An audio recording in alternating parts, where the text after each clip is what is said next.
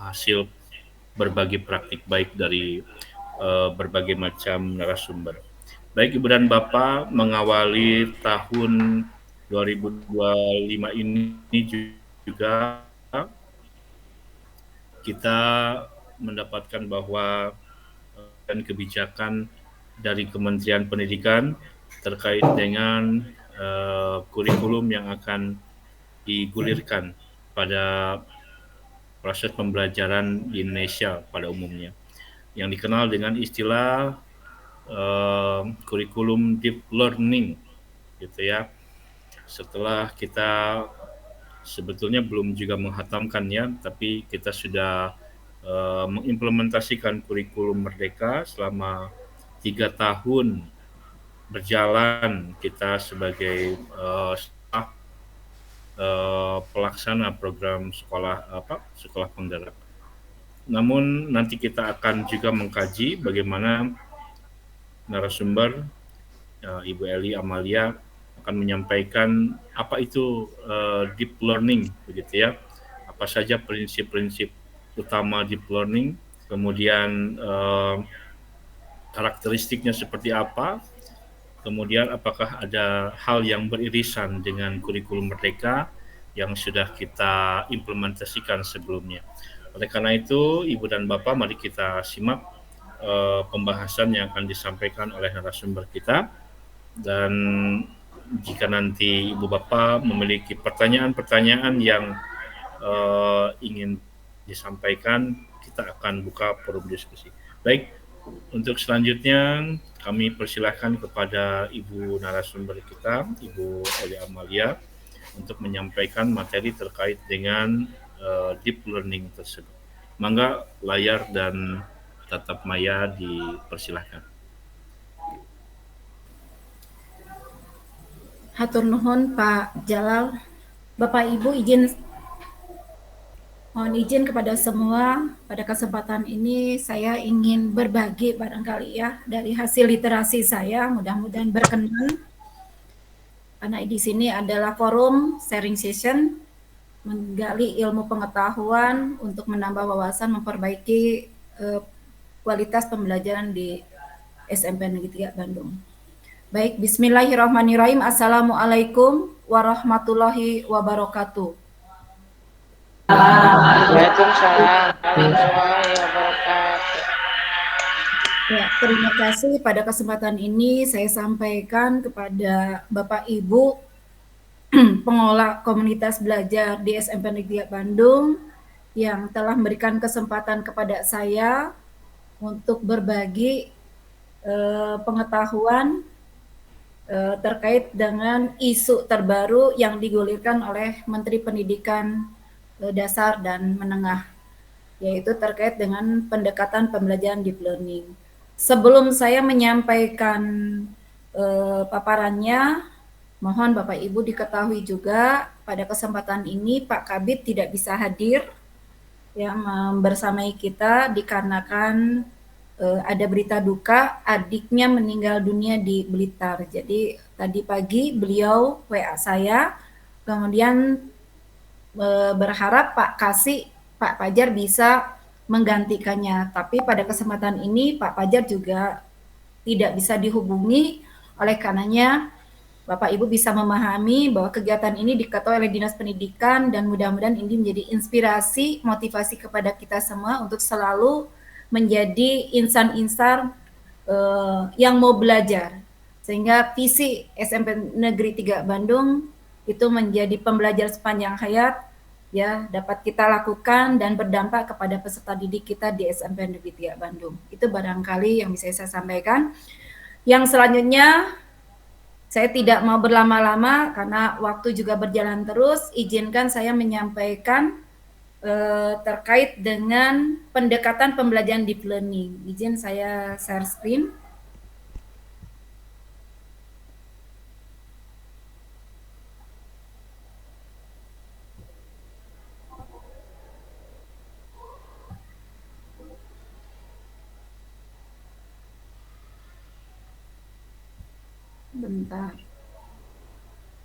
Sebentar ya Bapak Ibu.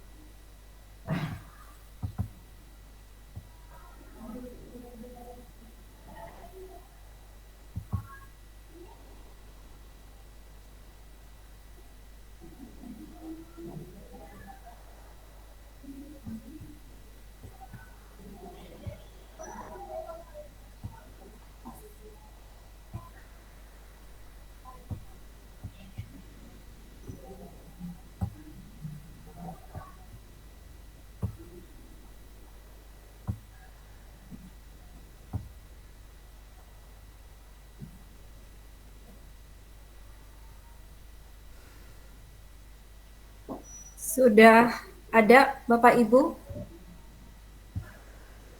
Sudah, Bu. Ya. Baik, Bapak Ibu izin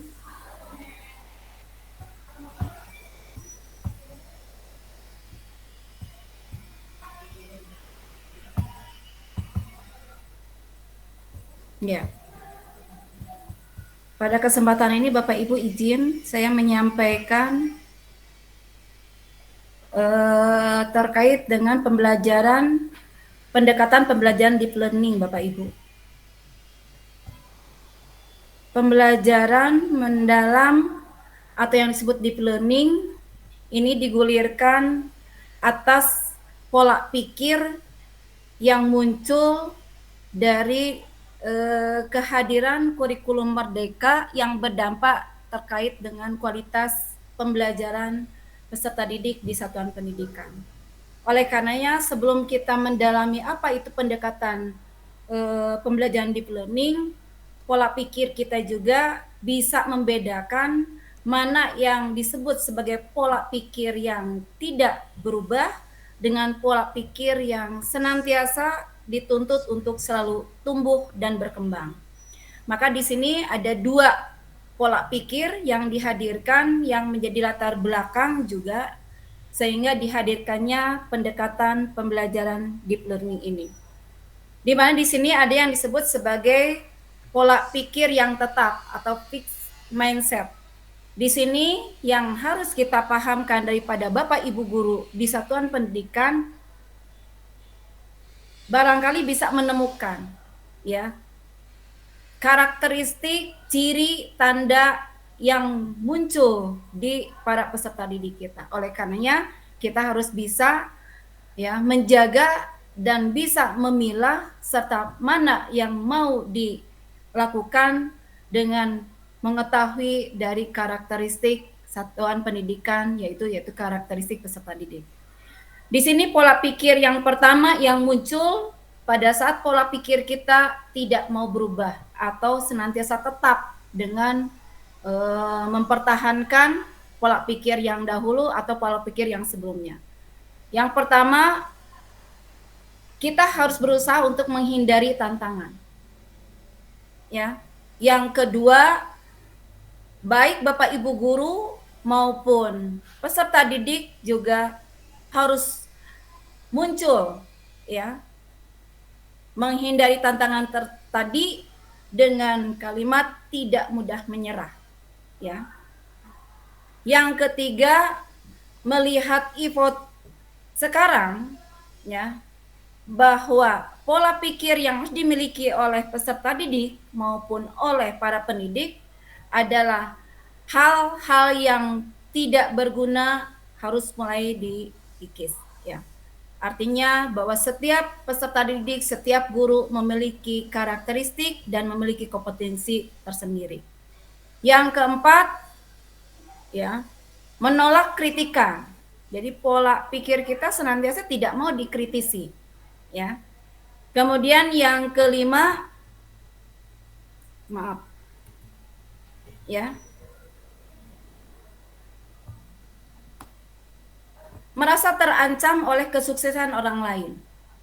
Ya, artinya di sini selalu berusaha tidak mau menerima dikritik dan merasa kedudukannya atau posisinya terancam, tidak mau melihat bahwa orang lain lebih sukses, padahal di situ tidak boleh muncul.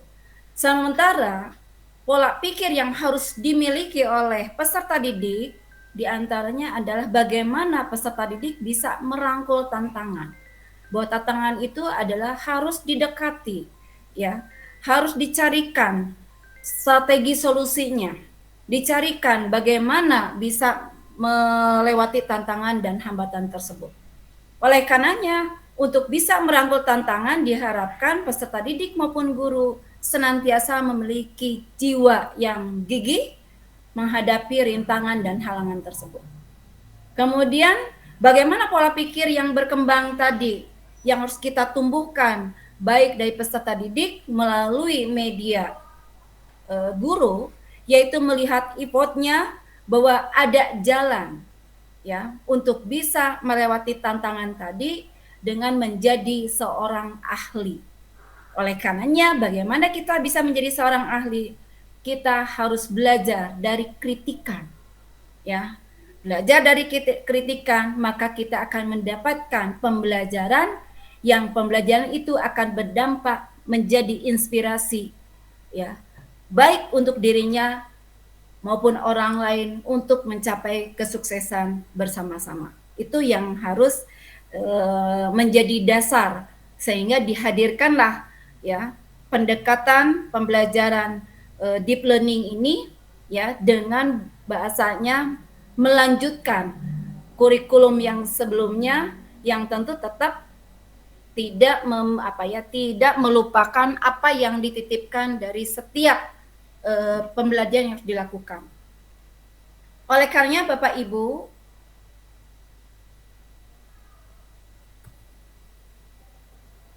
sebentar ya Bapak Ibu, ini ada.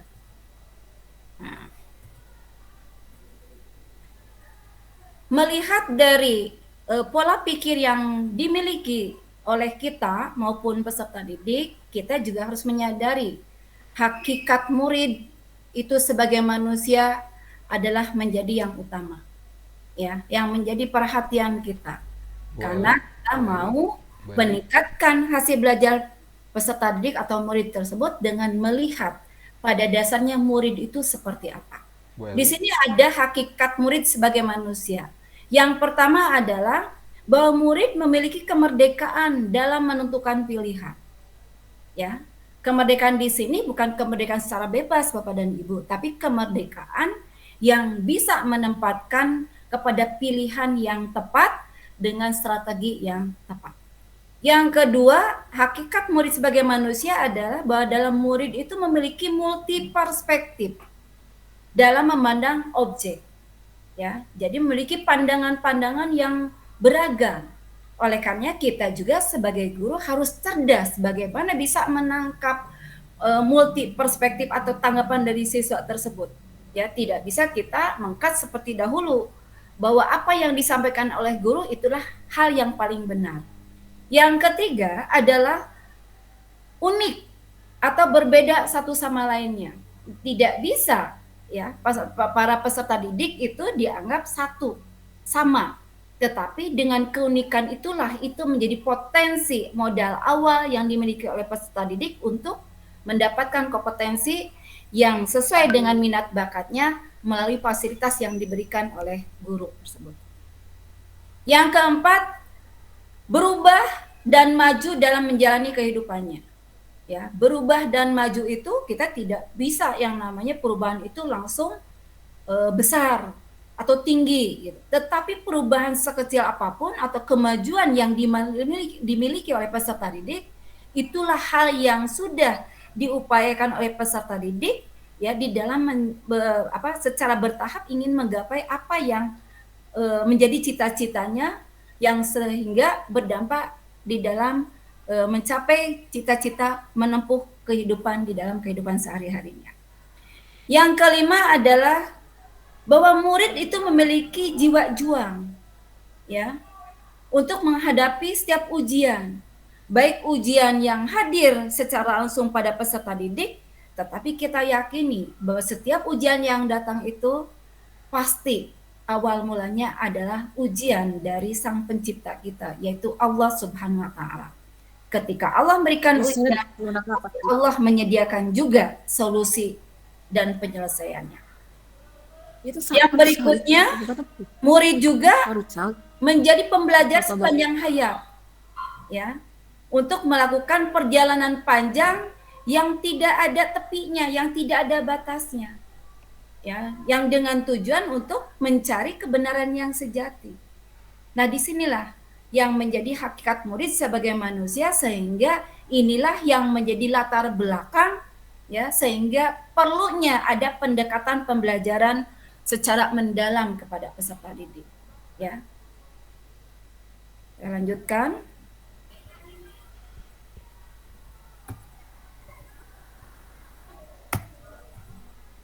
Mohon maaf ya Bapak Ibu, ini selalu. Nah, kalau tadi kita mengkaji adalah karakteristik, bukan Berarti- karakteristik, ya. Punten slide-nya nggak Oh, tidak muncul? ya. Mohon maaf, mohon Di maaf. judul, Bu. Iya, Nah, muncul. ya Bu. Mangga, Bu. Oke, nah ini. Jadi saya ulangi ya, yang ini ya. Jadi hakikat murid tadi merdeka dalam menentukan pilihan, memiliki multi perspektif dalam memandang objek, bersifat unik atau berbeda satu sama dengan lainnya, selalu ingin berubah dan maju dalam menjalani kehidupannya, memiliki jiwa juang untuk menghadapi setiap ujian yang berasal dari Sang Pencipta kita, ya. Menjadi pembelajar sepanjang hayat untuk melakukan perjalanan panjang yang tak bertepi mencari kebenaran sejati. Itu barangkali ya. Kemudian kita juga mengetahui kalau kita mengetahui hakikat murid sebagai manusia, ternyata sekarang murid pada zaman ini termasuk menjadi murid yang dikategorikan sebagai murid masuk dalam generasi alfa. Sementara kita guru-guru bukan berada di generasi seperti ini. Oleh karenanya, ada tantangan yang dihadapi oleh Bapak Ibu guru.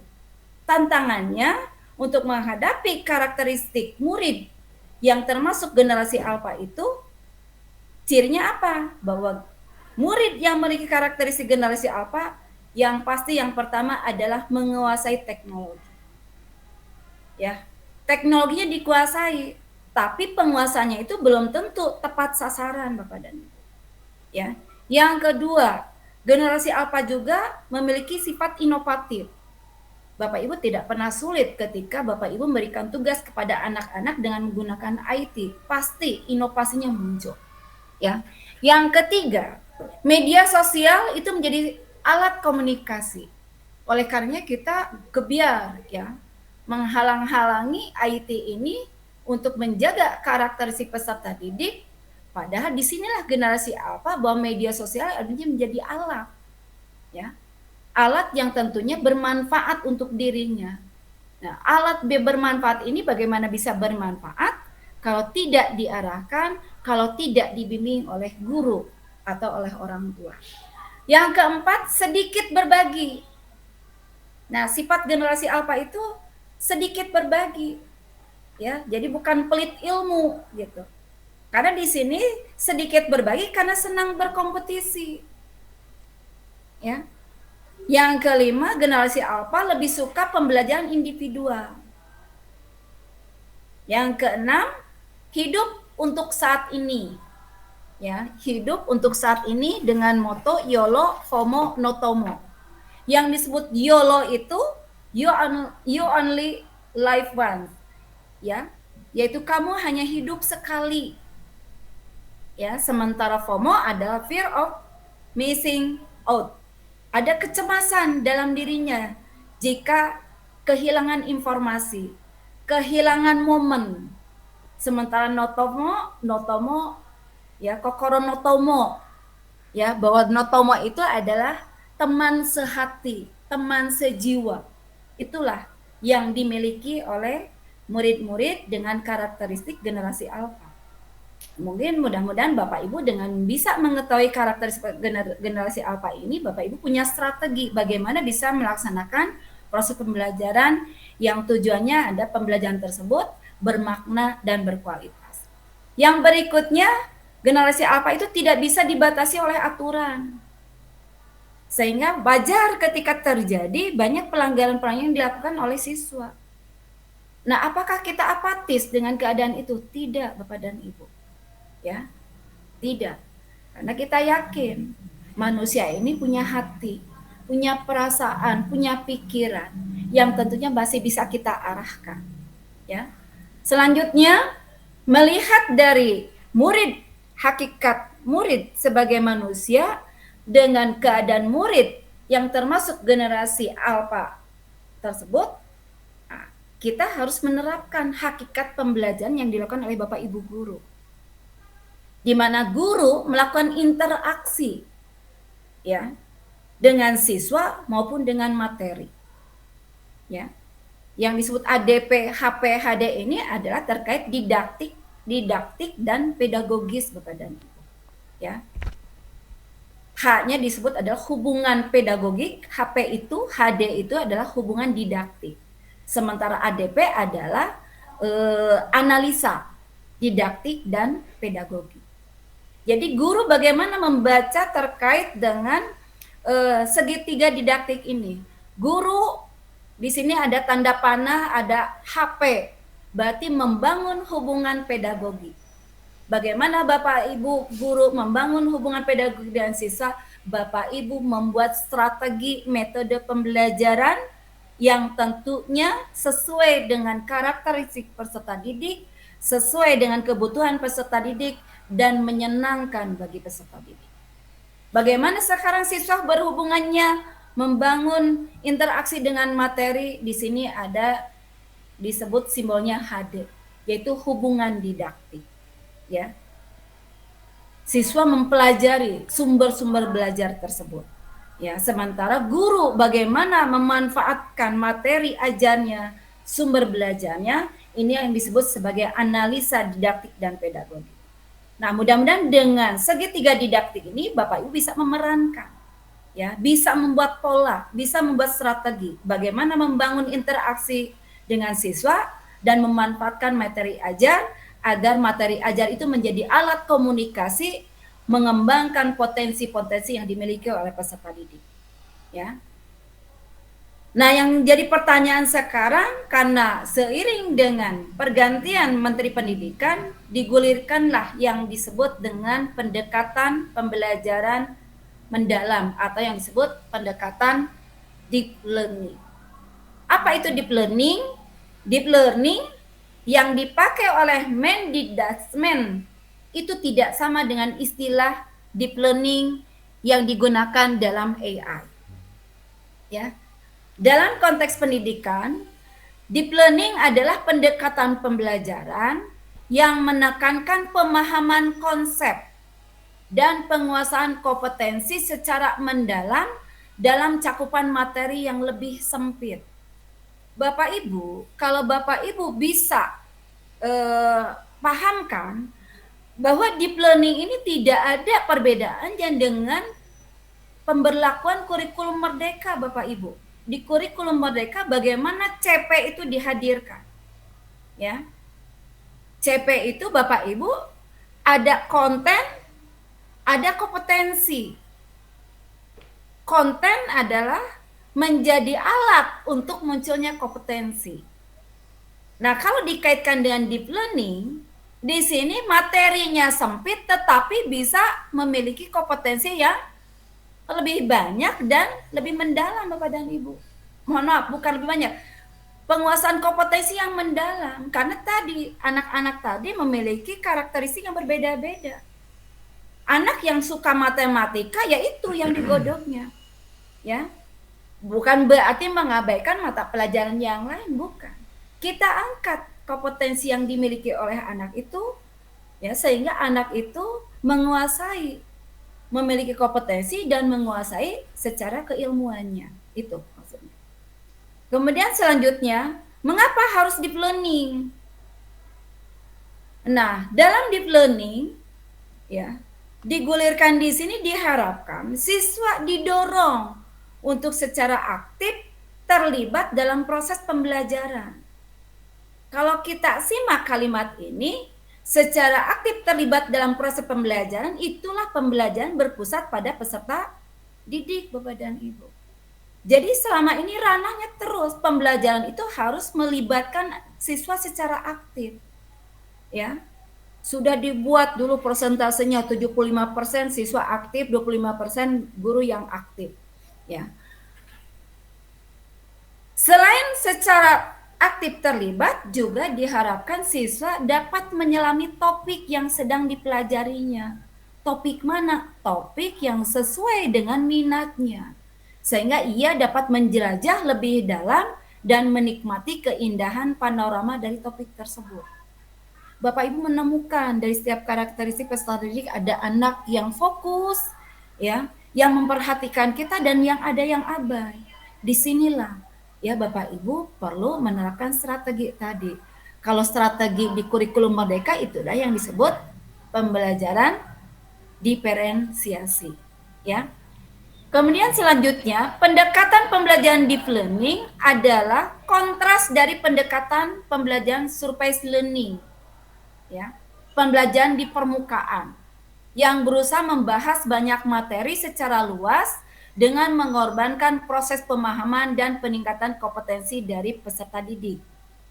Siswa akhirnya hanya terpaksa menghafal banyak hal, ya, tanpa dapat memaknai, memiliki, dan menikmati proses pembelajaran. Ya, nih maksudnya mengapa harus deep learning digulirkan? Karena dianggap tahun sebelumnya pengetahuannya diabaikan karena lebih banyak kemarin di kurikulum Merdeka itu adalah kompetensinya. Itu Bapak dan Ibu. Lanjut.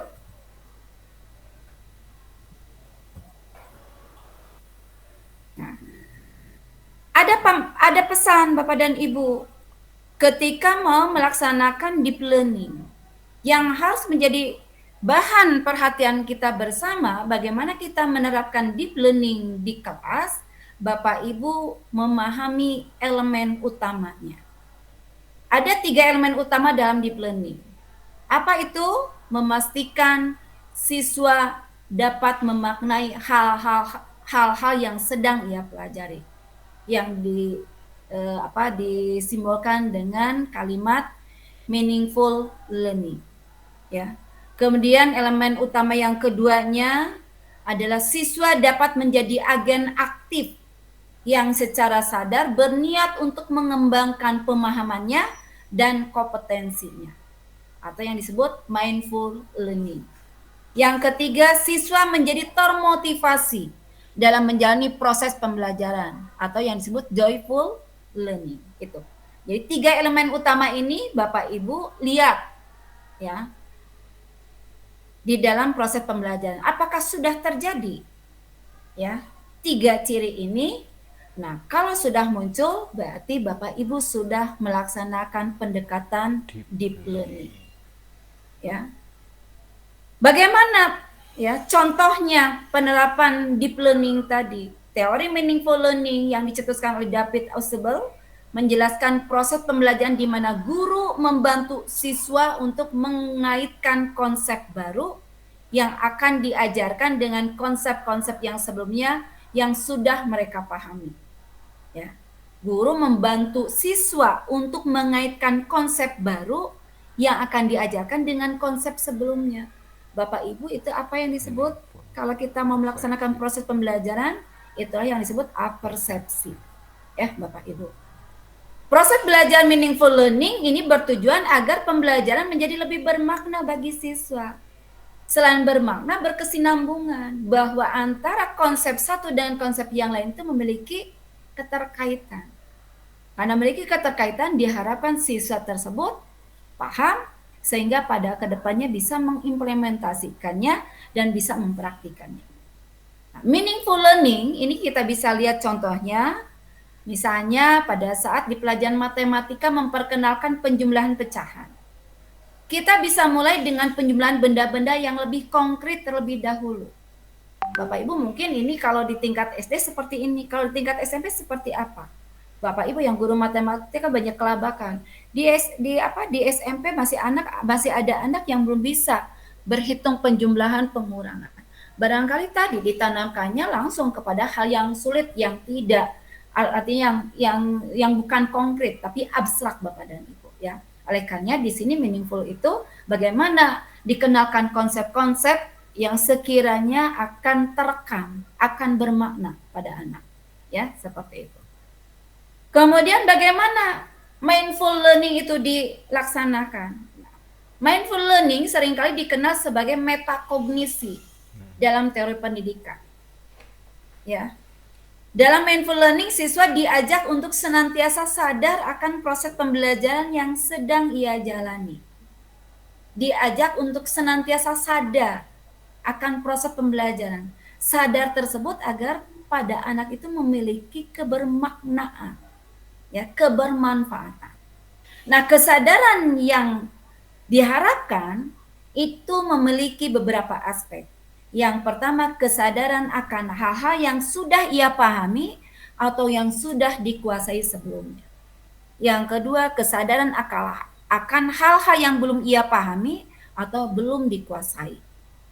Jadi pastikan mana yang sudah paham, mana yang belum. Ya. Yang ketiga, kesadaran akan pentingnya pemahaman atau penguasaan kompetensi dari apa yang ia sedang pelajari. Jadi manfaat, kenapa anak-anak harus belajar seperti ini? Kenapa anak-anak harus menguasai kompetensi seperti ini? Yang keempat, kesadaran akan alur proses pembelajaran yang sedang ia jalani demi tercapainya pemahaman atau kompetensi yang ingin ia capai. Ya. Kalau ini disadari, inilah yang disebut tujuan-tujuan pembelajaran Bapak dan Ibu. Yang kelima, kesadaran akan kemajuan pemahaman atau kompetensi setelah merefleksikan proses pembelajaran yang telah ia lewati. Ya. Yang keenam, adanya kesadaran akan hal-hal yang masih dapat dieksplorasi lebih lanjut dalam proses pembelajaran berikutnya. Nah, ini ya terkait dengan aspek menunjukkan bagaimana mindful learning ini terjadi di dalam kelas. Selanjutnya bagaimana mindful learning ini bisa terlihat ya, yaitu siswa dituntun untuk menjadi agen aktif yang bertanggung jawab atas proses pembelajaran sendiri. Agen aktif berarti siswa senantiasa harus terlibat di dalam proses pembelajarannya. Berbeda dengan orang dewasa, kesadaran ini bukanlah sesuatu yang dapat timbul secara otomatis dalam diri anak-anak. Sehingga guru harus terus-menerus menghidupkan kesadaran ini dari awal sampai akhir proses pembelajaran. Maksudnya apa? Kesadaran pada peserta didik ini ya bisa dipacu, bisa dipicu dari strategi yang Bapak Ibu lakukan di kelas. Ya, berbeda dengan kita. Jadi belum ada inisiatifnya, ya. Misalnya di sini guru bisa membiasakan siswa untuk selalu membuat kesimpulan pembelajaran sendiri di akhir sesi ajar dan merefleksikan perkembangan pemahaman atau kompetensinya. Melalui proses refleksi ini, siswa dapat memahami kekuatan dan kelemahan mereka masing-masing, serta memiliki target yang lebih jelas untuk pembelajaran berikutnya, atau juga bisa memperbaiki proses pembelajaran di pertemuan berikutnya. Nah, yang ketiga adalah terkait dengan joyful learning. Joyful learning menekankan pentingnya menciptakan suasana belajar yang positif, agar siswa dapat menikmati setiap bagian dari proses pembelajaran. Bapak Ibu masih paham di PMM ketika Bapak Ibu kontrak ya, observasi pembelajaran kerja Bapak Ibu. Ya. Seolah-olah tidak muncul kepada konten materinya, tapi Bapak Ibu kontraknya terkait dengan disiplin positif, keteraturan kelas, disinilah bahwa itu tidak pernah lepas Bapak Ibu. Ya. Ini yang disebut dengan joyful learning. Contohnya, pendekatan pembelajaran melalui permainan, game, atau aktivitas interaktif dapat membuat siswa lebih antusias dalam belajar. Ya, bagaimana Bapak Ibu membuat suatu kegiatan pemantik agar anak-anak itu memiliki rasa ingin belajarnya tinggi, rasa ingin tahunya juga tinggi. Ya, joyful learning ini hal yang penting. Untuk apa? Untuk mendorong anak-anak agar lebih terlibat aktif dalam proses pembelajaran.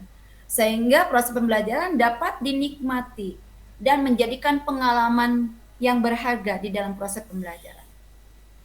Terlebih lagi jika dipadukan dengan aspek meaningful dan mindful learning.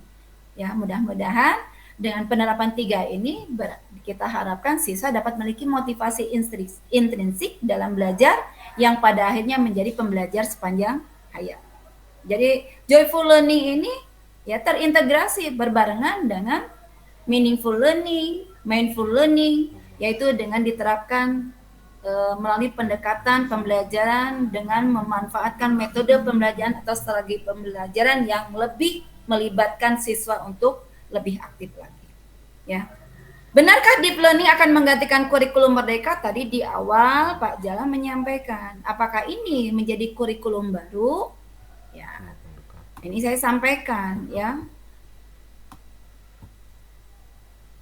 Saya sampaikan di sini bahwa ya, pendekatan deep learning ini baru diusulkan ya oleh Pak Menteri. Dengan tidak ada maksud mengganti kurikulum merdeka. Pendekatan deep learning yang digulirkan ya merupakan suatu pendekatan pembelajaran baru yang bisa diterapkan ya di dalam kurikulum yang ada. Artinya, deep learning bukanlah kurikulum baru, melainkan pendekatan pembelajaran yang menitik beratkan pada pemahaman konsep dan eksplorasi secara mendalam. Namun di sini ada pernyataan dari Pak Menteri, tidak menutup kemungkinan bahwa pendekatan ini di masa depan akan mempengaruhi penyusunan kurikulum di Indonesia, bukan mengganti, tapi akan mempengaruhi penyusunan kurikulum di Indonesia nanti. Tergantung bagaimana implementasinya dan dampaknya terhadap peningkatan kualitas belajar siswa. Saat ini keputusan mengganti kurikulum Merdeka masih dalam pertimbangan dan deep learning tetap diposisikan hanya sebagai pendekatan pembelajaran yang diutamakan. Terlebih lagi jika kita ingat bahwa kurikulum Merdeka sendiri juga sudah mengurangi cakupan topik dan mengedepankan keterlibatan aktif siswa dalam proses pembelajaran dan penguatan kompetensi siswa. Ya. Selanjutnya,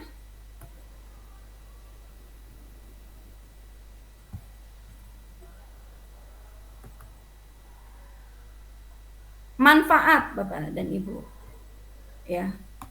Karena ini adalah menjadi pesan dari Pak Menteri bagaimana memperbaiki kualitas pembelajaran melalui penerapan deep learning, tentunya ada manfaat yang diharapkan. Manfaat penerapan deep learning dalam pendidikan di Indonesia ya, yaitu meningkatkan pengetahuan siswa tetapi juga mengembangkan keterampilan yang dibutuhkan untuk beradaptasi dengan tuntutan abad ke-21. Tetap ya, bagaimana melibatkan siswa lebih aktif dengan penerapan kompetensi sesuai dengan abad ke-21. Ada 3 poin besar relevansinya deep learning dengan kompetensi abad 21. Yang pertama adalah literasi dasar, foundational literacy. Ya, bahwa keterampilan literasi dasar merupakan skill yang dapat membantu siswa untuk mengaplikasikan pengetahuan inti pada kehidupan sehari-hari. Pendekatan deep learning dalam pembelajaran siswa dapat membangun fondasi yang kuat dalam keterampilan, sehingga siswa mampu menggunakan kemampuan dasarnya dalam mengetahui situasi yang nyata. Yang kedua adalah kompetensi. Ya. Kompetensi mencakup cara siswa menghadapi tantangan yang kompleks, yang meliputi keterampilan berpikir kritis, kreativitas, komunikasi, dan kolaborasi. Dengan adanya deep learning, diharapkan siswa mampu mendorong, memiliki pendekatan yang lebih mendalam, dan menganalisis terhadap tantangan yang akan mereka hadapi di masa kini maupun masa yang akan datang. Dan yang ketiga, poin besar dari relevansinya deep learning adalah karakter yang berkualitas atau kualitas karakter. Deep learning juga membantu siswa untuk membentuk kualitas karakter yang diperlukan untuk menyesuaikan diri dengan lingkungan yang selalu berubah. Ya.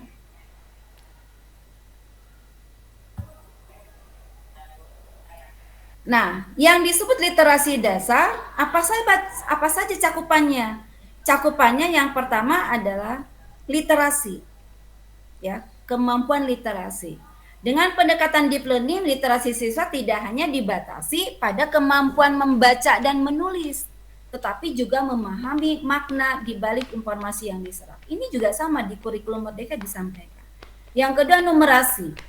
Daripada hanya menghafal rumus, dengan deep learning, siswa didorong untuk memahami konsep dasar matematika, sehingga mereka dapat menerapkannya dalam berbagai konteks kehidupan sehari-hari. Yang ketiga, scientific literacy. Deep learning dapat membantu siswa untuk mengaitkan konsep sains dengan kehidupan nyata dan menyelami proses penemuan ilmiah secara lebih mendalam. Yang keempat, ICT literasi, literasi teknologi informasi dan komunikasi. Dengan deep learning, siswa dapat mempelajari cara mengolah informasi digital dengan lebih bijak, memahami etika penggunaan teknologi, dan menerapkannya dalam kehidupan sehari-hari.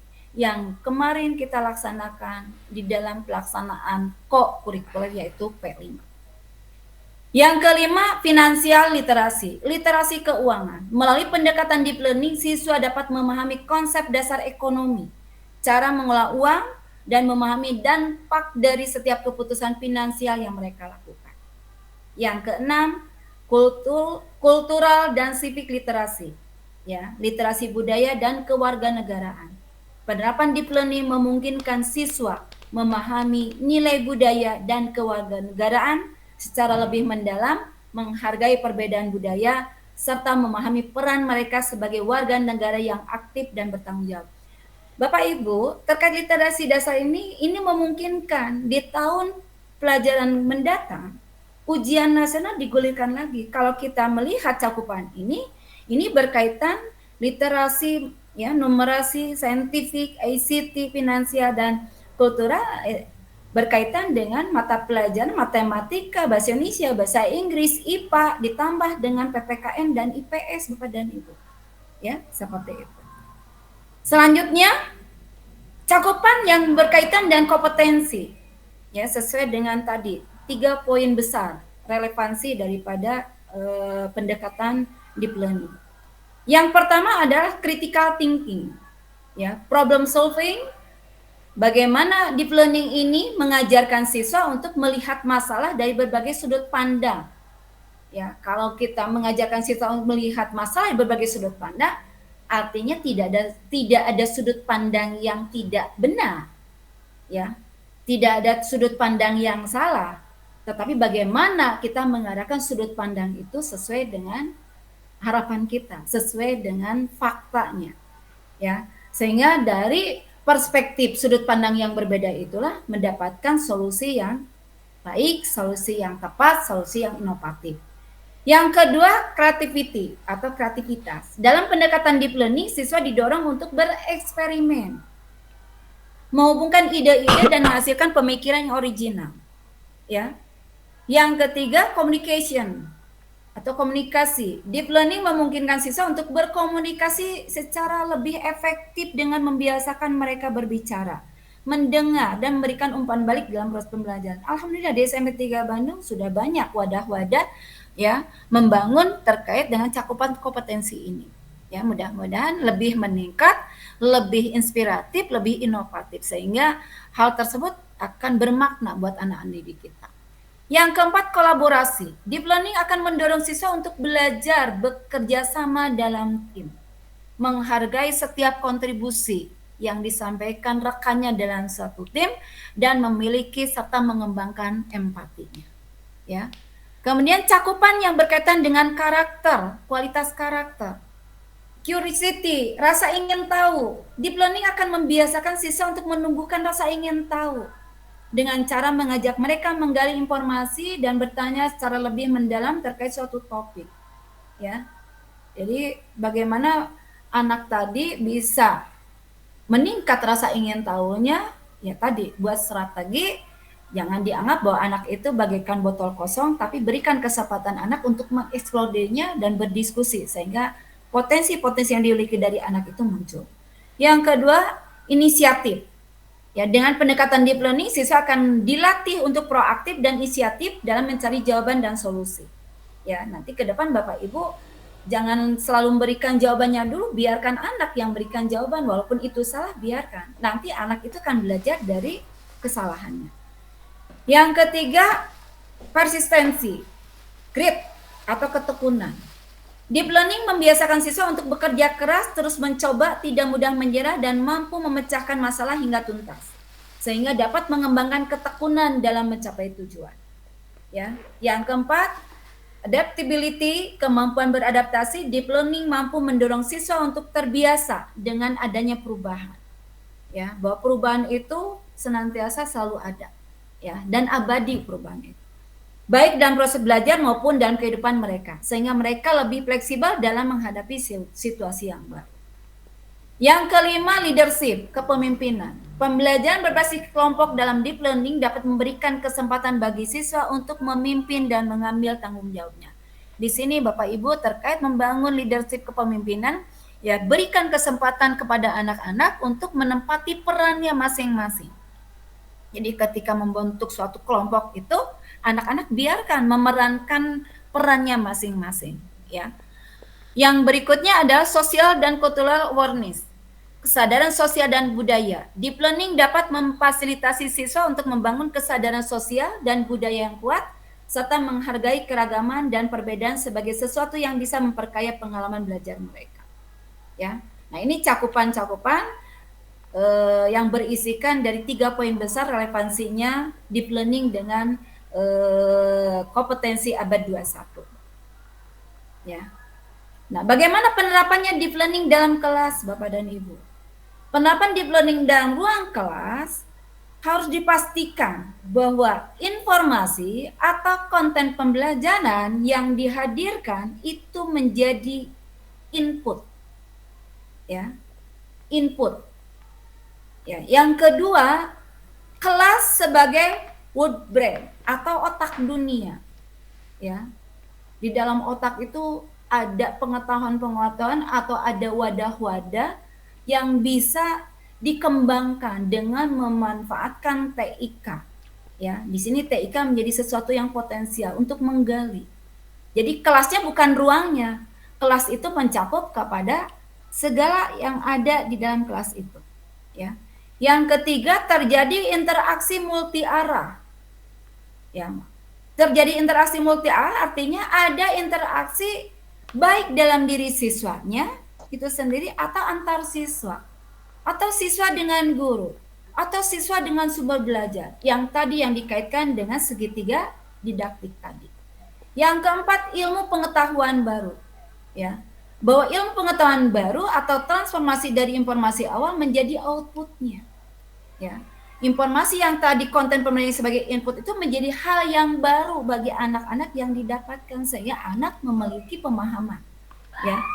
Yang kelima, belajar bukan transfer ingatan. Jadi belajar itu bukan mentransfer ingatan, melainkan transformasi pengetahuan, pemahaman secara mendalam, munculnya penciptaan, pengembangan, dan penerapan. Yang keenam, belajar menjadi proses penyelidikan bersama. Itu di dalam penerapan deep learning di ruang kelas. Nah, ini perbedaan deep learning dengan surface learning. Kalau deep learning ada pembelajaran mendalam, kalau surface learning ada hanya kulitnya atau permukaannya saja. Ya, di dalam deep learning di situ ada materi esensial. Ya, materi esensialnya itu menjadi bidikan yang paling utama, fokus, tidak harus menyeluruh materi itu disampaikan, tetapi ada materi esensial yang diperdalam. Yang diperdalam disesuaikan dengan tadi minat, bakat, ya, potensi, karakteristik peserta didik. Yang ketiga, pemahaman bersama. Pemahaman bersama di sini adalah pemahaman dari gurunya maupun siswanya. Kemudian, ya, pemahaman bersama ini digali dari potensi siswa Bapak dan Ibu. Ya. Yang keempat, bertahan lama di ingatan. Tadi yang disebut dengan pembelajaran yang bermakna. Yang berikutnya dikaitkan dengan kehidupan. Ya. Dimulai dari siswa kontekstual, yang berikutnya belajar untuk hidup. Ya. Belajar untuk hidup sehingga murid menjadi aktif. Ya. Yang berikutnya menjadi tugas yang mendalam. Berikutnya, beban belajar tidak terlalu tinggi. Kenapa beban belajar tidak terlalu tinggi? Tadi, karena materi esensial menjadi materi fokus Bapak Ibu guru dengan siswa. Ya. Yang berikutnya, fokus ke nilai hidup dan budaya belajar. Yang berikutnya, lebih induktif. Berbeda dengan surface learning. Ya, tadi hanya bicara kulitnya saja. Materinya oleh Bapak Ibu disampaikan secara banyak. Tetapi tadi pemahaman siswanya sedikit. Karena materi banyak, ya, materinya meluas sehingga tidak fokus. Ya, itu yang akan memberatkan pada anak-anak. Memberatkan pada Bapak Ibu guru, memberatkan pada anak, seolah-olah materi itu kewajiban Bapak Ibu untuk disampaikan. Bukan, tetapi Bapak Ibu sudah mengetahui mana materi-materi yang penting untuk disampaikan pada peserta didik. Ya, pengetahuan dijelaskan guru, yang berikutnya mudah dilupakan, kemudian tidak dikaitkan dengan kehidupan, dimulai dari guru. Kalau tadi dimulai dari siswa, di surface learning dimulai dari guru. Kemudian belajar untuk dites atau ujian. Nah, ketika nanti digulirkan ujian nasional akan kembali lagi seperti ini, kita tidak tahu, tetapi yang saya tahu bahwa nanti akan ada gabungan ya kurikulum Merdeka dengan deep learning ini ya, asesmennya akan tetap dilaksanakan, ujiannya juga sama. Kemudian menyebabkan murid pasif, tugas banyak karena sesuai dengan tuntutan ketika materi banyak disampaikan pasti tugasnya juga banyak. Beban belajar terlalu tinggi, materi lebih penting daripada nilai hidup sehingga nilai menjadi sekot. Makanya terkadang kita terkejar-kejar ketika waktu tidak materi belum sampai, Bapak Ibu selalu punya utang, ya. Kemudian yang berikutnya lebih deduktif. Nah, itu. Nah, bagaimana praktik deep learning-nya? Materi praktek deep learning di kelas tadi sudah disampaikan di awal, dipastikan materi tidak terlalu banyak. Bagaimana materi tidak terlalu banyak? Disinilah peran MGMP, ya. Memastikan materi-materi untuk memastikan materi-materi esensial yang harus diselesaikan selama satu fase, selama 3 tahun.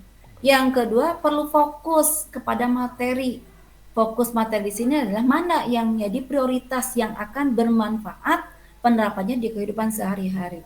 Yang berikutnya tumbuhkan rasa ingin tahu siswa dan percaya diri, ya.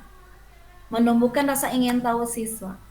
Jadi, bagaimana Bapak Ibu membuat strategi supaya para peserta didik tersebut mau mengeksplor dirinya dan memiliki kepercayaan diri, ya.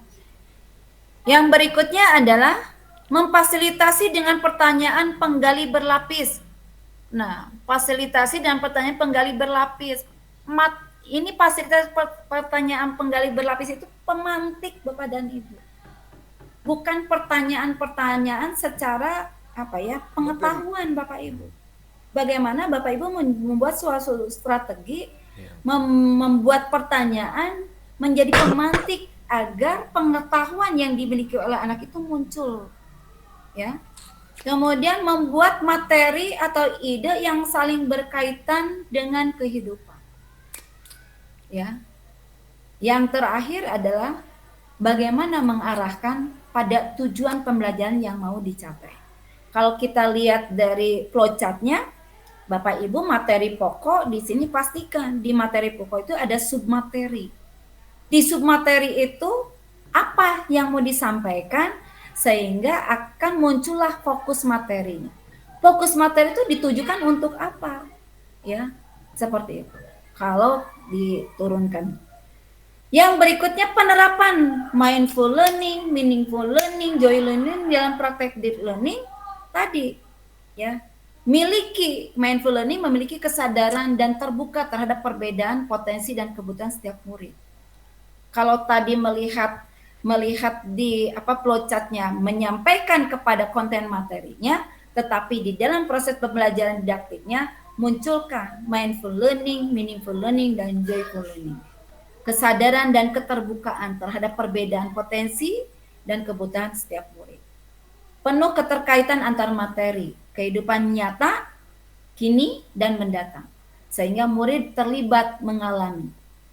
Dan yang joy learning-nya mengedepankan kepuasan dan pemahaman mendalam sehingga murid menikmatinya. Ya. Nah, ini mindful learning. Bagaimana supaya muncul mindful learning itu di dalam proses pembelajaran? Pastikan kalau kita mau menggali siswa terbuka, guru juga harus bersifat terbuka. Menerima perbedaan setiap murid. Ya, anak adalah sosok tersembunyi. Pembelajaran mulai dari murid sesuai perspektifnya, bukan dari guru. Ya. Mindset kita harus mulai berubah, Bapak Ibu. Makanya jangan kejar materi, tapi belajarlah membelajarkan siswa dari siswa itu sendiri. Apa yang dibutuhkan? Barangkali selama ini kita menyampaikan materi, ternyata materi itu tidak dibutuhkan oleh siswa. Ya, kita persepsi kita dianggap bahwa materi itu penting, mungkin oleh anak tidak penting pada ini. Kemudian membangkitkan rasa ingin tahu murid untuk bertanya, bukan menjawab pertanyaan. Membangkitkan rasa empati untuk berbagi pengetahuan dengan murid lainnya. Tadi melalui diskusi, biarkan anak berbagi pengetahuannya. Masalah benar dan tidaknya ada di tangan Bapak Ibu, tidak perlu nanti di ujung Bapak Ibu tinggal menyampaikan, ya, tanpa mengecilkan pendapat murid-murid tadi. Belajar disesuaikan dengan kebutuhan setiap murid, Setiap murid terlibat aktif sesuai dengan potensinya. Pembelajaran dilaksanakan secara terdiferensiasi. Di sini ada cetak tebal Bapak Ibu, ini menjadi kata-kata kunci Bapak Ibu. Pembelajaran melibatkan proses refleksi dari setiap murid, melibatkan proses metakognitif. Kesalahan murid merupakan awal dari kemenangannya. Muncul rasa optimis untuk dapat memperbaikinya. Assessment dilaksanakan menggunakan teknik SOLO, Observe Learning Outcome. Ya, assessment bukan penilaian Bapak dan Ibu. Meaningful learning, bagaimana guru mengaitkan materi yang dipelajari dengan materi sebelumnya. Materi pembelajaran memuat isu krisis permasalahan alam semesta yang mungkin dipelajari lintas disiplin ilmu. Ya, budakan di bukunya juga seperti itu. Disitulah tantangan buat Bapak Ibu bernalar kritis, ya, memiliki inovasi, kreativitas, gitu ya. Seperti itu. Jadi kita tidak lagi menggali, menyampaikan materi berbasis ke zaman dahulu Bapak Ibu. Dan kita di bukunya tidak Bapak Ibu. Buku itu hanya buku pegangan, buku pendamping. Ya, materi itu bisa Bapak Ibu gali dari sumber-sumber belajar lainnya. Berikutnya, guru dan murid terlibat bersama dalam mencari solusi permasalahan alam semesta. Ya, memilih materi pembelajaran esensial, yaitu yang penting dan bermanfaat sebagai prioritas atau fokus materi. Belajar tentang cara belajar, ya, learning how to learn, sehingga materi pembelajaran hanya sebagai alat, bukan tujuan. Mengaitkan pembelajaran dengan pengalaman belajar murid dan kehidupan nyata, ya, mendorong murid untuk mengonstruksikan pengetahuan baru dari pengetahuan lamanya, mendorong murid untuk melakukan aksi nyata, mengalami sesuai dengan pengetahuan yang telah dipelajarinya, mempersiapkan murid untuk dapat hidup pada zamannya. Inilah, ya, strategi guru di dalam menerapkan meaningful learning. Bagaimana penerapan di dalam joyful learning? Apa yang dilakukan oleh guru? Yang pertama, harus enjoy, menikmati, bukan funny atau lucu-lucuan. Yang kedua, ya, ada motivasi internal dari dalamnya, bahwa proses pembelajaran itu muncul dibutuhkan atas dirinya, bukan dari keterpaksaan. Ya, satisfaction, harus muncul adanya kepuasan. Nah, bagaimana proses belajar memuaskan peserta didik kalau anak didiknya tidak merasakan, tidak mengalami, ya. Jadi satisfaction itu ada kepuasan di dalam belajar, bukan hanya sekedar hiburan belajar. Ya, setiap murid merasa dihargai keunggulannya dan diberikan kesempatan yang sama terlibat aktif untuk kesetaraan. Belajar hal bermanfaat sehingga berkesan bagi murid. Pembelajaran dilaksanakan dengan tantangan dalam situasi yang tidak terlalu formal, ya, memerdekakan dengan tingkat stres yang sedang. Itu adalah bagaimana guru menerapkan joyful learning di dalam kelas.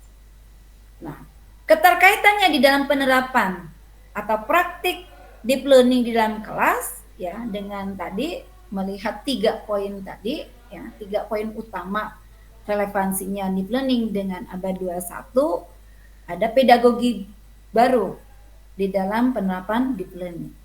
Ya, ini berdasarkan pendapat dari Michael Fulham.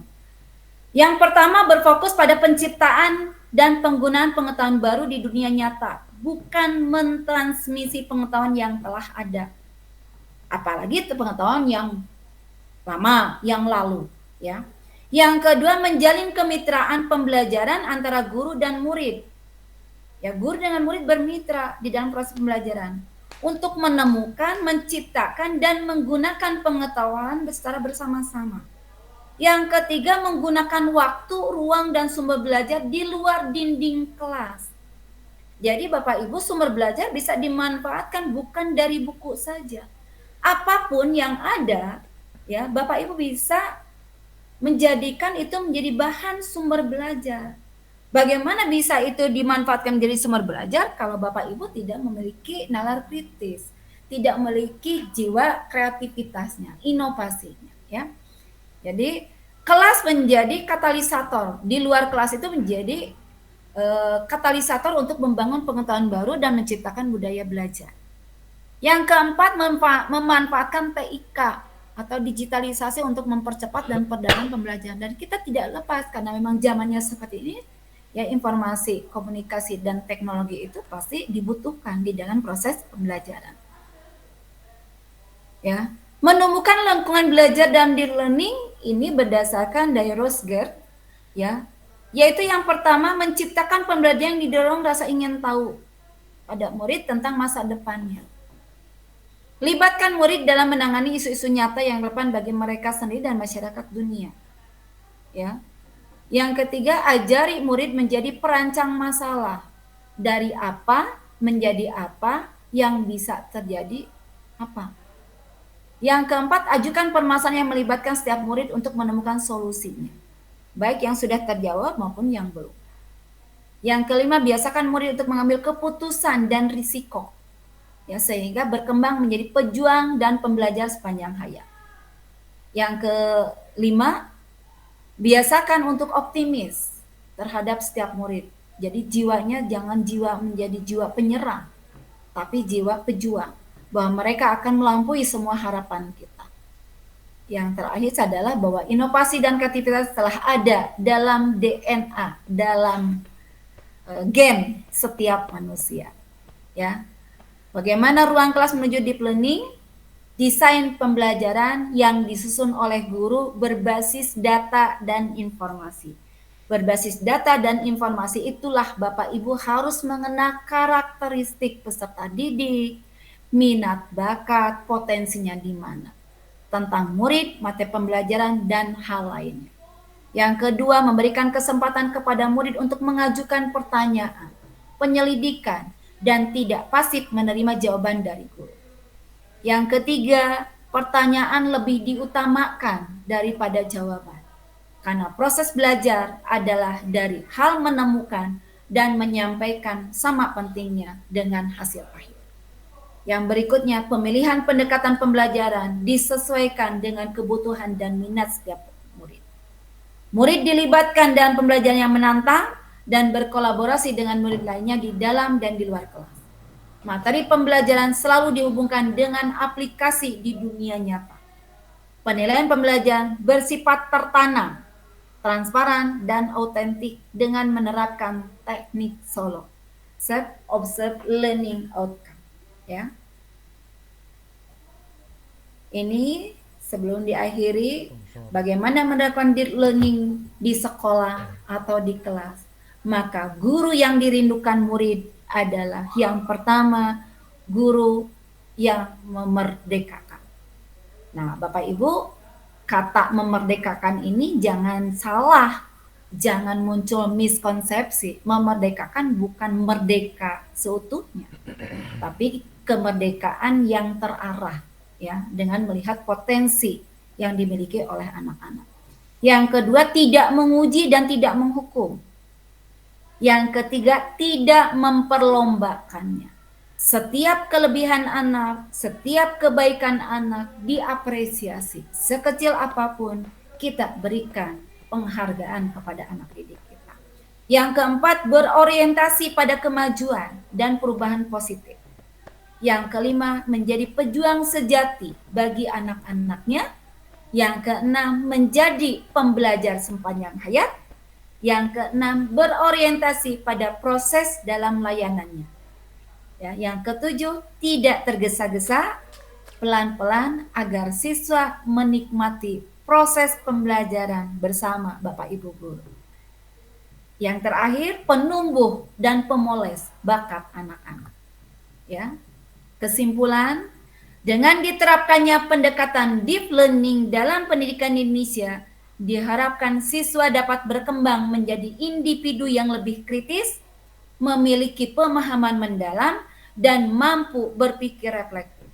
Pendekatan inilah diharapkan sejalan dengan program prioritas Mendikbud Pak Abdul Muti yang ingin mencetak generasi muda yang unggul di bidang sains dan teknologi, memiliki moral yang kuat, dan memiliki keterampilan yang relevan dengan perkembangan zaman, utamanya keterampilan abad ke-21.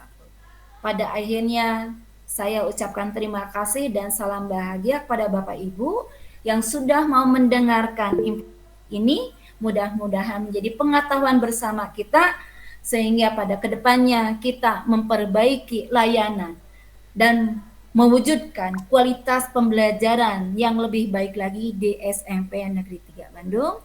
Terima kasih, saya akhiri. Wassalamualaikum warahmatullahi wabarakatuh.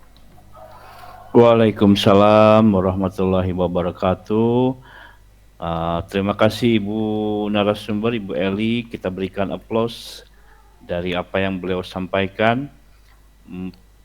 Ibu dan Bapak, sebelum kita mengakhiri, kita akan membuka sesi tanya jawab, ruang diskusi, terutama dari apa yang sudah kita simak bersama-sama ya, terkait dengan prinsip, kemudian karakteristik, dan apa tadi yang sudah dibahas terkait dengan strategi tentang deep learning tersebut. Mangga Pak Suherman atau mangga ya sudah. Bu April, mangga Bu April, sok. Ya, bismillahirrahmanirrahim. Assalamualaikum warahmatullahi wabarakatuh. Waalaikumsalam warahmatullahi wabarakatuh. Terima kasih atas kesempatannya. Tadi materi yang Ibu sampaikan sangat menginspirasi karena jujur aku juga baru mengenal deep learning teh apa. Kemarin Pak Isep bikin brosur deep learning teh apa gitu ya. Setelah itu ya alhamdulillah Ibu menjelaskan secara detail apa itu deep learning, dan sepertinya kalau dilihat dari paparan Ibu ya sedikit-sedikit mungkin sudah diterapkan di kelas gitu ya, mengenai ada pembelajaran itu penuh dengan makna apa yang tersirat dalamnya gitu, tidak hanya sebatas penyampaian materi tapi penerapannya dalam kehidupan sehari-hari.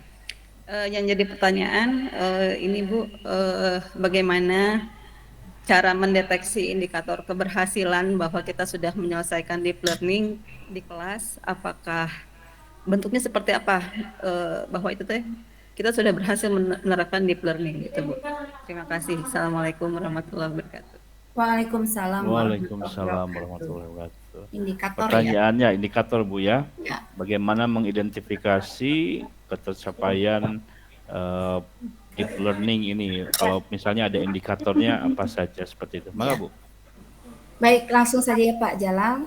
Izin Bapak Ibu menyampaikan pendapat ya terkait dengan, kalau tadi Pak Bu April menyampaikan bahwa deep learning ini baru diketahui oleh kita bersama. Padahal kalau menyimak itu semua sudah dijalankan oleh Bapak Ibu. Ya. Jadi makanya mindset kita kenapa dikatakan belum tercapai? Karena strategi pembelajaran masih belum berubah. Ya, oleh kita semua, bukan oleh Bapak Ibu guru, oleh kita semua. Sehingga pemerintah terus ya melihat indikator ketercapaiannya. Ya, kurikulum Merdeka sudah. Tadi ada meaningful learning, ada mindful learning, ada joy learning. Itu sudah diciptakan oleh Bapak Ibu dan sudah dilaksanakan. Ya. Bahkan kalau kita sadar diri, lihat potensi anak-anak kita di SMP 3. Ya.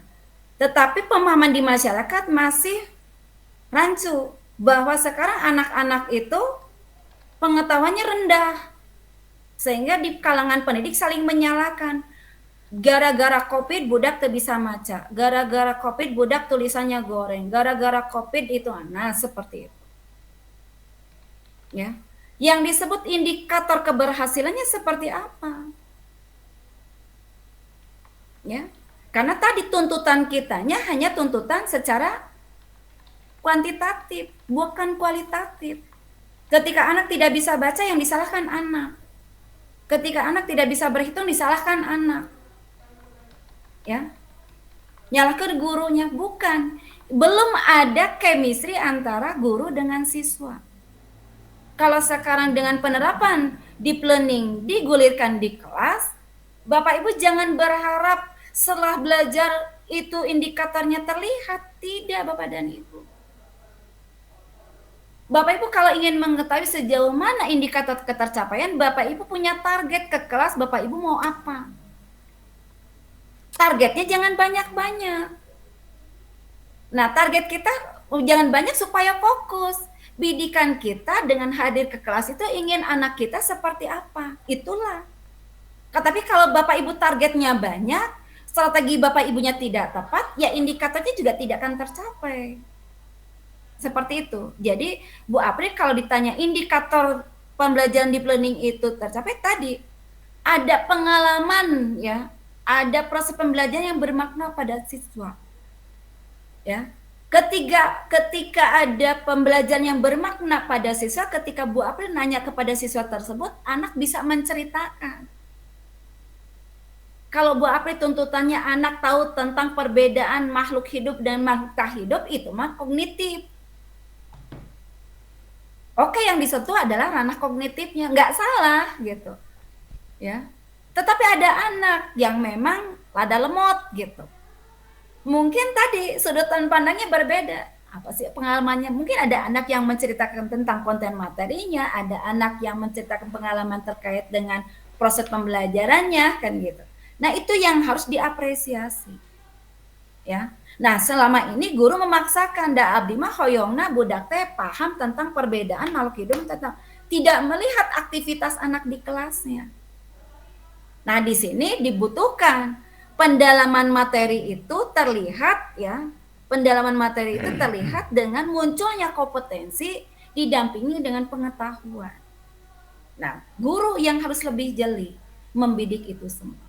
Indikatornya bisa tercapai pada setelah selesai proses pembelajaran, bisa juga nanti. Apakah nanti sudah keluar baru anak-anak datang. Pak Jala suka kedatangan alumni. Pak, enaknya dulu mah itulah yang disebut pembelajaran bermakna. Jadi tidak bisa proses itu akan terlihat secara langsung. Nah, kita harus memastikan yaitu dengan selalu melakukan refleksi diri. Ya, atau testimoni.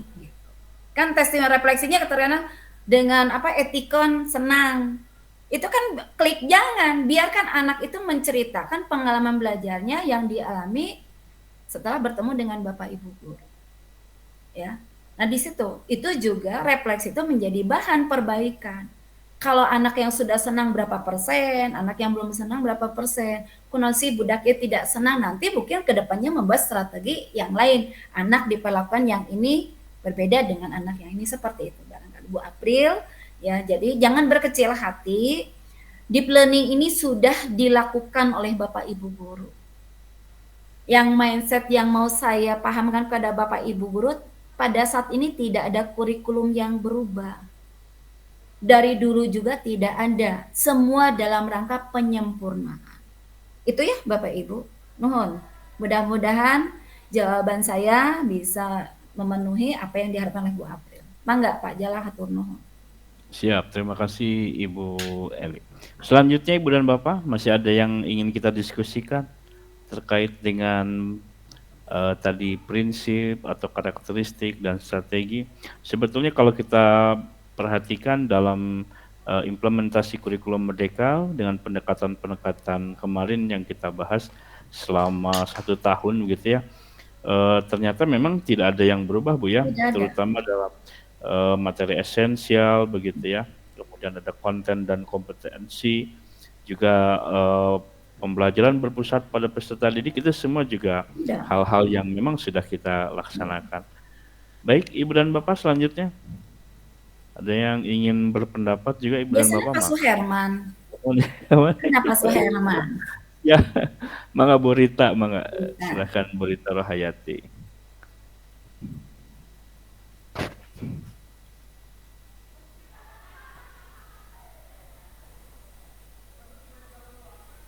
Mangga Bu Rita, di unmute.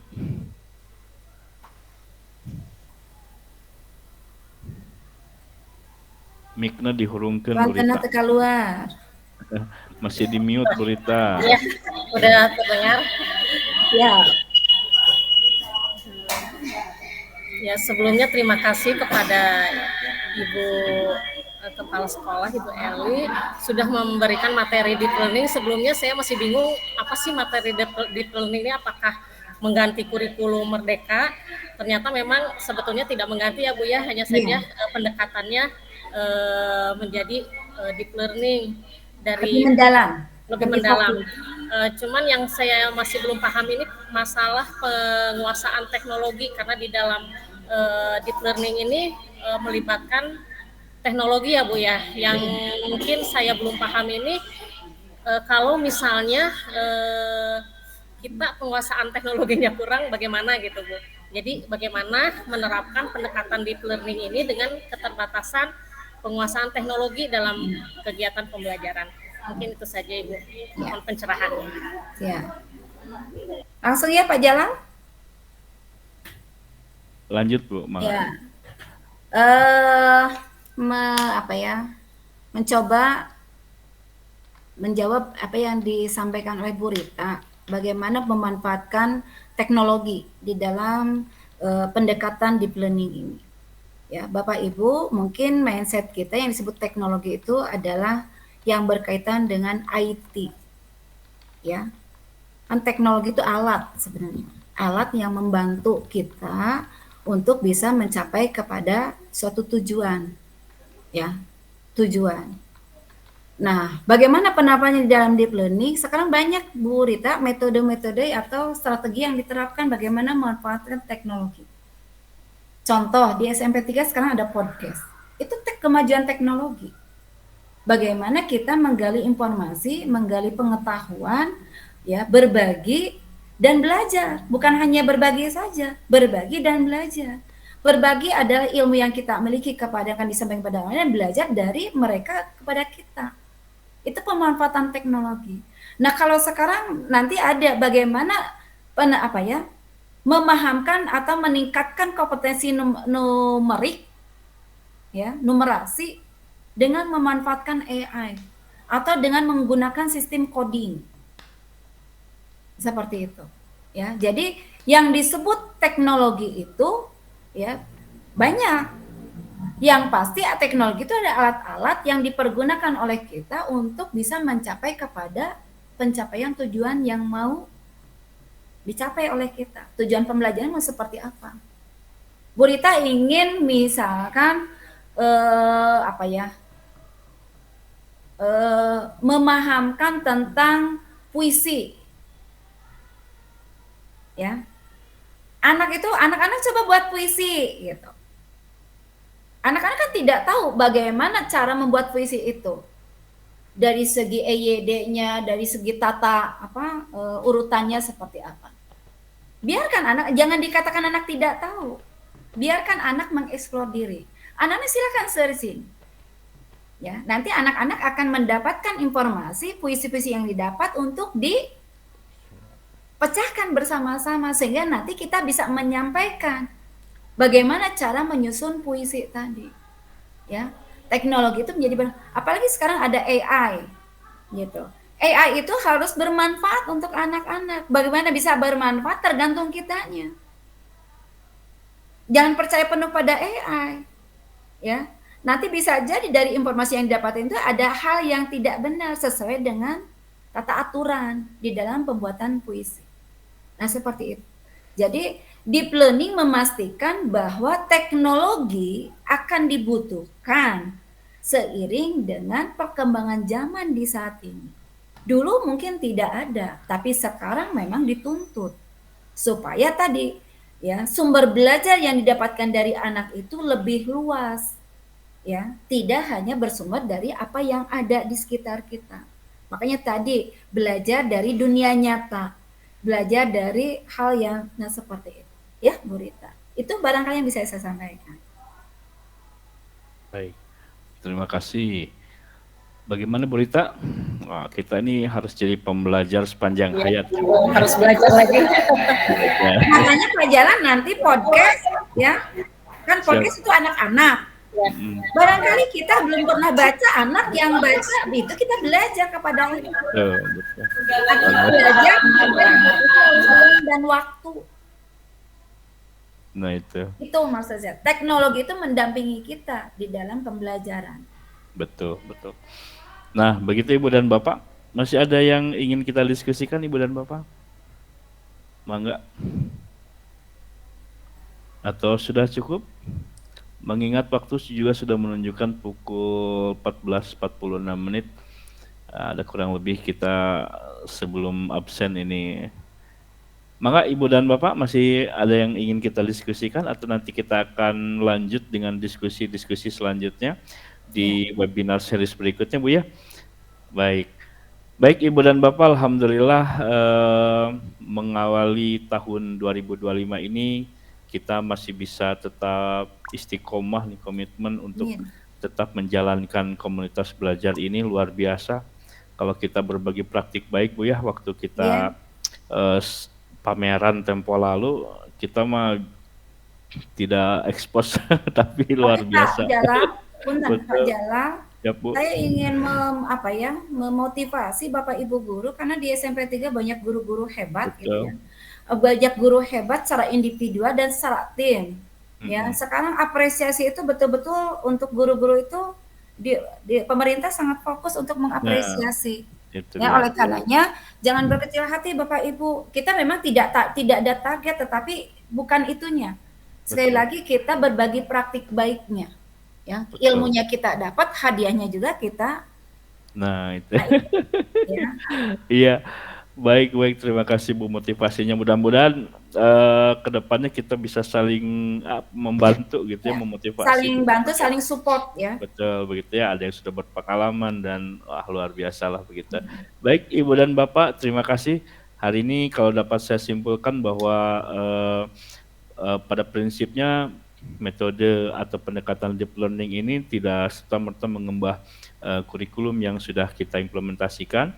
Artinya juga apa-apa yang menjadi prinsip, kemudian karakteristik strategi yang disampaikan dalam deep learning ini juga sudah kita laksanakan di dalam pembelajaran kita, di mana memang prinsipnya terkait dengan pembelajaran bermakna, kemudian pembelajaran dengan kesadaran penuh, dan pembelajaran yang menyenangkan memang sudah menjadi dasar dari apa yang seharusnya kita lakukan di dalam kelas.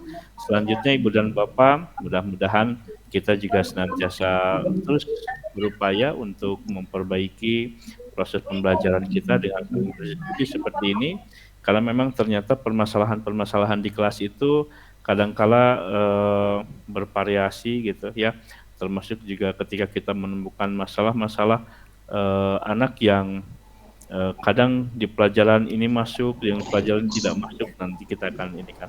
Baik Ibu dan Bapak, terima kasih atas kebersamaan kita hari ini. Juga terima kasih kepada Ibu narasumber yang sudah menyampaikan ilmunya kepada kita semua.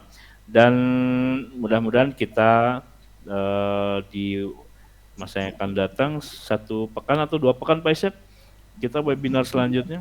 2 pekan. 2 pekan Pak. Baik, 2 pekan ke depan dengan narasumber yang lainnya. Bagi Ibu Bapak yang memiliki semangat untuk berbagi, kami tunggu untuk menjadi narasumber berikutnya. Kita ucapkan alhamdulillah Ibu dan Bapak, alhamdulillah. Untuk sertifikat dan daftar hadir sudah bisa Ibu Bapak download atau isi di link yang sudah disampaikan oleh Pak Isep di dalam chat. Ya. Baik, tutup dengan subhanakallahumma wa bihamdika asyhadu an la ilaha illa anta astaghfiruka wa atubu ilaik. Assalamualaikum warahmatullahi wabarakatuh. Waalaikumsalam warahmatullahi wabarakatuh. Atur nuhun kasadayana. Mangga. Ya, pamit. Assalamualaikum warahmatullahi wabarakatuh. Terima kasih Pak Jalal. Terima kasih. Untuk 2 minggu ke depan ada Pak Algi dan Pak Am ya yang akan berbagi tentang kebugaran Bapak Ibu. Jadi kombal itu di minggu ke-1 dan minggu ke-3. Minggu ke-2 dan ke-4-nya nanti ada podcast dari anak-anak untuk anak-anak dan hasilnya untuk masyarakat. Juga tadi tim literasi Pak Jalal sudah siap-siap untuk siapa? Tim literasi juga tadi udah siap-siap untuk ada sesuatu yang baru katanya dari tim literasi yang akan diimplementasikan. Pak Isep makan, Pak Isep. Siap. Gimana? Gitu Pak Jalal, hatur nuhun Siap, kasadayana. nuhun, Bu Pak Ika, Isep. Hatur nuhun Anda teruskan, Bu kasadayana. Ika, Bu Rafina. Siap, on. Mustafa. Mangga abdi ti payun aya tamu ieu ti Siap, hatur nuhun. Ya, Hatur nuhun. Assalamualaikum. Mangga Bapak Ibu boleh lab.